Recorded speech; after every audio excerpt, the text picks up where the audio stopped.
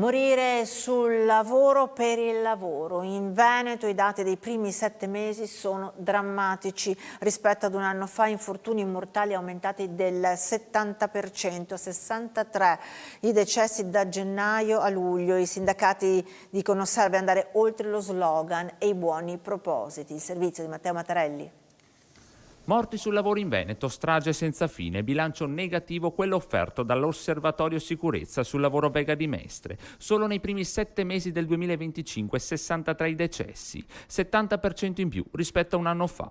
Un altro pochi giorni fa a Montecchio Maggiore, un operaio senegalese schiacciato da una balla di materiale di recupero. L'ultimo di una lunga serie, il Veneto al secondo posto in Italia per numero di vittime, dietro soltanto alla Lombardia.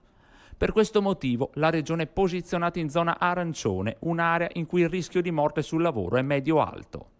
Sono 19 i morti ogni milione di occupati in Veneto, che resta quindi in zona arancione, con un'incidenza di mortalità superiore alla media nazionale.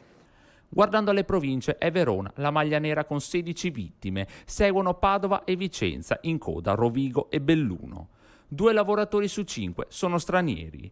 Male per quanto riguarda i morti sul lavoro, non sono da meglio i dati sulle denunce di infortunio. Oltre 42.000 in Veneto da gennaio a luglio di quest'anno. Anche qui i numeri peggiori a Verona e a Padova con più di 8.000 denunce. Non se la passano meglio Vicenza, Treviso e Venezia, superate le 7.000 denunce. La maggior parte sono lavoratori uomini, molti i settori come le costruzioni, il commercio, i trasporti, la sanità e le attività manifatturiere, queste in cima alla graduatoria. Necessario intervenire al più presto. Diverse azioni che devono essere messe in atto, ma senz'altro bisogna passare attraverso una maggiore consapevolezza e una migliore formazione di tutte le figure coinvolte nel lavoro, dal datore di lavoro, ai dirigenti, i preposti fino ai lavoratori. Consapevolezza e formazione ribadita anche dai sindacati e l'appello alle istituzioni. Ora bisogna andare oltre gli slogan e buoni propositi.